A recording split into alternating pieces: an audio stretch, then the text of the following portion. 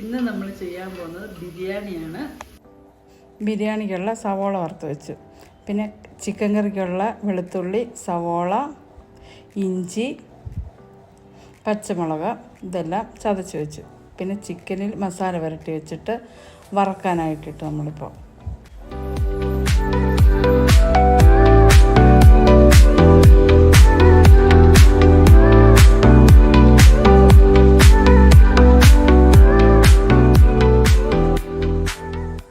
Chicken കിടന്ന് അങ്ങനെ മൊരിഞ്ഞുകൊണ്ടിരിക്കുകയാണ്. ഇനി നമുക്ക് ചിക്കൻ കറി ഉണ്ടാക്കാം. പട്ട, ഗ്രാമ്പൂ എല്ലാം ഇട്ട് കഴിഞ്ഞ് സവോള വഴറ്റാം.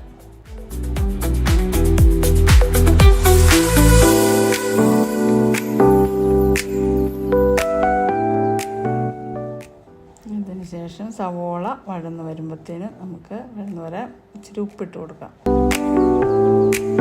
പിന്നെ പച്ചമുളക്,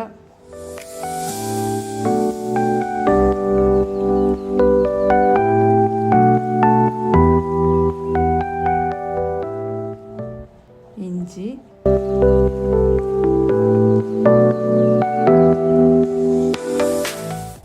വെളുത്തുള്ളി ഇതെല്ലാം കൂടെ കൂട്ടി വഴറ്റിയെടുക്കാം.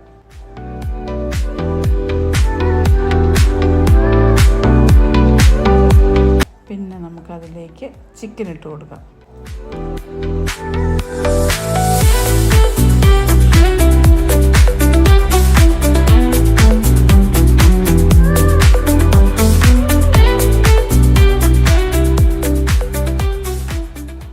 എന്നിട്ട് നമുക്ക് നന്നായിട്ടൊന്ന് ഇളക്കി കൊടുക്കാം. എല്ലായിടത്തും മസാല ഒന്ന് പിടിച്ചു വരട്ടെ.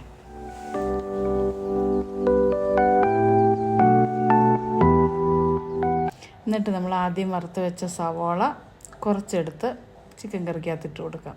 പിന്നെ കുറച്ച് മല്ലിയിലയും കൂടെ ഇട്ടിട്ട് ഒന്നുകൂടെ ഇളക്കിയെടുക്കാം.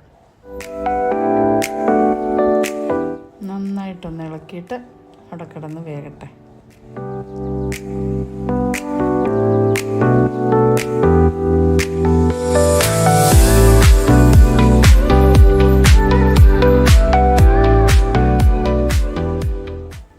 ചിക്കൻ കറി ഏകദേശം വേവായിരിക്കുവാണ്. ഒന്നുകൂടെ നമുക്ക് ഇളക്കി കൊടുക്കാം. ഇനി നമുക്ക് റൈസ് വെക്കാം.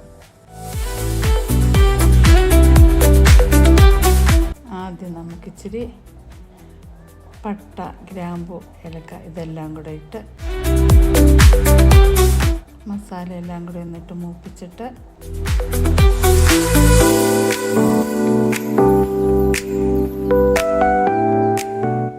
പിന്നെ നമ്മൾ ആദ്യം ആ ചതച്ച് വെച്ച് ഇച്ചിരി വെളുത്തുള്ളി, ഇഞ്ചി, പച്ചമുളക് ചതച്ചും കൂടെ ഇട്ട് കൊടുക്കുക.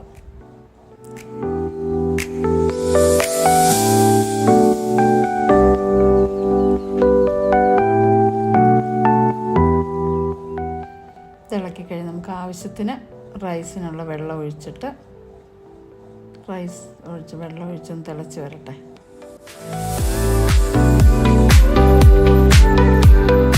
ആവശ്യത്തിന് ഉപ്പും കൂടെ ഇട്ടിട്ട് നന്നായി ഇളക്കാം. ഇച്ചിരി നാരങ്ങയും കൂടെ പിഴിഞ്ഞൊഴിക്കാം.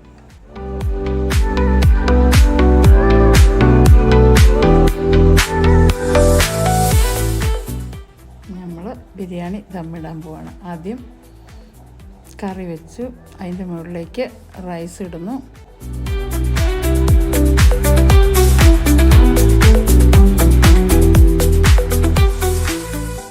പിന്നെ നമ്മൾ സവോള വറുത്ത് വെച്ചതും മല്ലിയിലയും അണ്ടിപ്പരിപ്പും മുന്തിരിയും പിന്നെയും കുറച്ച് റൈസ് ഇടുന്നു.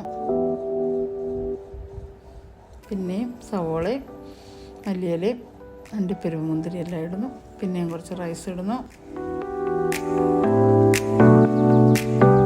ലാസ്റ്റ് എല്ലാം കൂടെ ഇട്ടിട്ട് നമ്മൾ ദം ചെയ്യാൻ വെക്കുന്നു.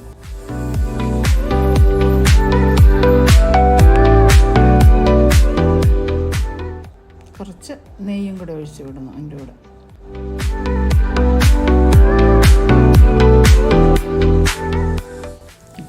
ഇനിയിപ്പം ബിരിയാണി റെഡി ആയിരിക്കുവാണ്. കഴിക്കാൻ എടുക്കുവാണ്.